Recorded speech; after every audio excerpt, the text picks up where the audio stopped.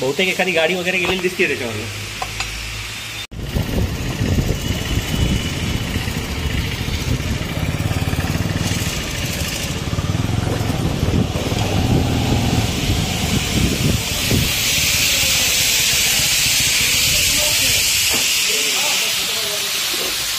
नमस्कार मित्रांनो, परत एकदा स्वागत आहे सर्वांचं आपल्या युट्यूब चॅनलवर. आज आपण आलो गीतम लॉजला.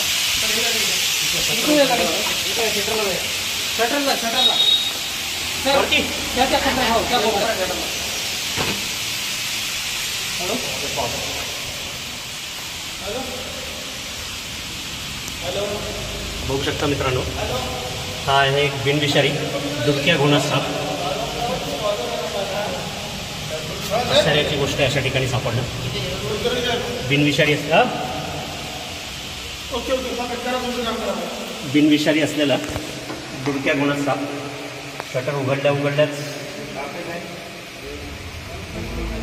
त्यांना इथे शटरवरच दिसला. असा नॉर्मली हा शटरवर चढत नाही, वरती नाही चढत असा तरी, पण शटरवर बसलेला असेल आणि मी वर उचलल्यामुळे दिसून आलं. नीट बघून घ्या या सापाला. मार लागलेला दिसतोय आपल्याला.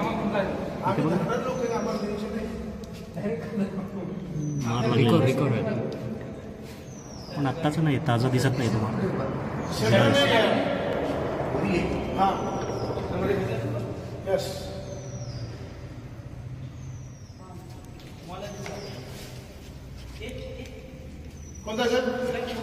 दुडक्या घोणस.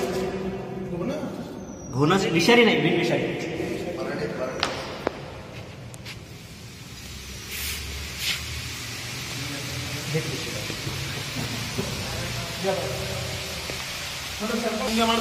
दिसला कोणाला तो? मला. हे आहेत आमचे राहुल भाऊ कापूर आहे, जे आमचे सर्पमित्र आहेत. सचिन कापूर आहे यांचे लहान बंधू. शटरवरच वरती बसलेला होता. तू शटर बाहेर उघडलं का आतून? बाहेरून.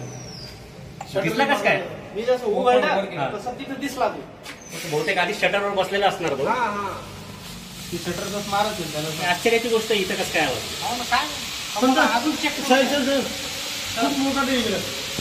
म्हणे मातीत राहणारा साप आहे. मातीत राहतो हा सगळा. आता नसणार दुसरा. बहुतेक एखादी गाडी वगैरे गेलेली दिसते त्याच्यावर. बघून एकदा टाकून मध्ये.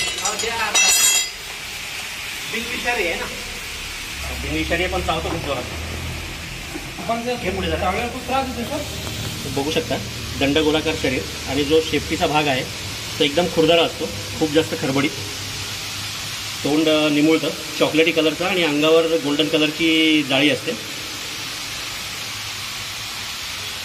बिनविषारी साप, दुडक्या घोणस, कॉमन सँड बोवा इंग्लिश नाव.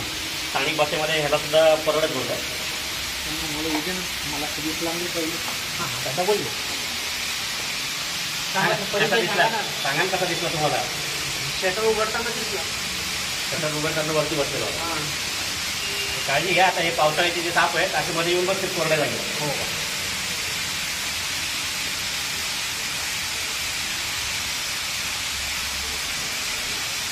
झालाय सक्सेसफुली नक्की. लवकरच रेशनिंग अजिबात मांडीवरती बसून घेऊन सोडून दिलं. आत्ता नाही मार लागले तर चला. धन्यवाद. हाय मित्रांनो, दुडक्या घोणस जो गीतम लॉजवरनं आपण रेस्क्यू केला होता. आज इथे राहुल भाऊंनी शटर ओपन केलं तर त्या शटरवरच बसलेला होता. बहुतेक रात्री रस्त्यावरनं जाताना काहीतरी गाडीचा वगैरे त्याला धक्का लागलेला, थोडासा मार लागला होता. शटरवर उचललं तर त्याच्यासोबतच हा पण वर उचलला गेला. पूर्णपणे बिनविषारी असलेला दुडक्या घोणस.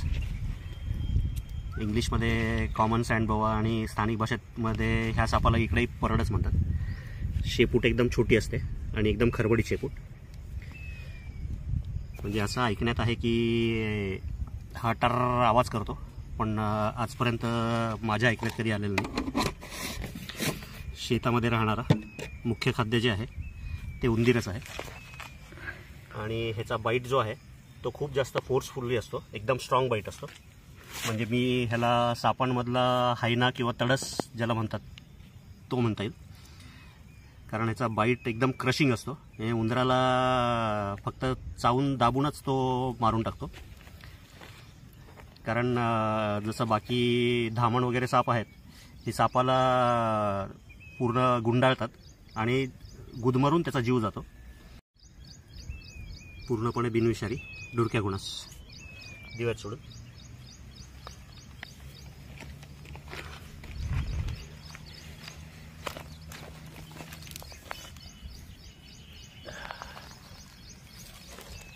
लवकर जाणार नाही. दिला मित्रांनो सोडून ह्याही सापाला याच्या नैसर्गिक दिवसात. जर व्हिडिओ आवडला, काम जर आवडत असेल तर लाईक करा. अजून सबस्क्राईब केलेलं नसेल तर सबस्क्राईब करा आणि कमेंट करायला विसरू नका. धन्यवाद.